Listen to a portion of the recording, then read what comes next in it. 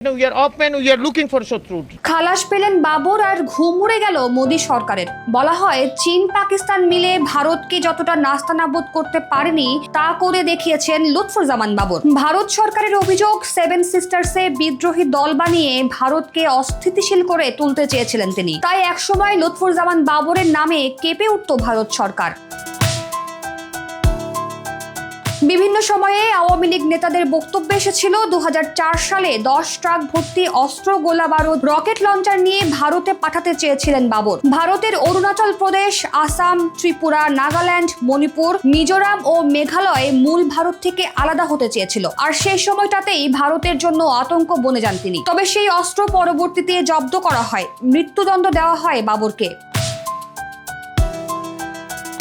লুৎফুজ্জামান বাবর 1991 সালের পঞ্চম জাতীয় সংসদ নির্বাচনে স্বতন্ত্র প্রার্থী হিসেবে আনারস প্রতীক নিয়ে নেত্রকোনা 4 আসন থেকে সংসদ সদস্য নির্বাচিত হন। এরপর 15 ফেব্রুয়ারি 1996 সালে ষষ্ঠ ও 2001 সালের অষ্টম জাতীয় সংসদ নির্বাচনে বাংলাদেশ জাতীয়তাবাদী দলের প্রার্থী হিসেবে নেত্রকোনা 4 আসন থেকে সংসদ সদস্য নির্বাচিত হন। অষ্টম সংসদে তিনি স্বরাষ্ট্র প্রতিমন্ত্রী হিসেবে দায়িত্ব পালন করেন।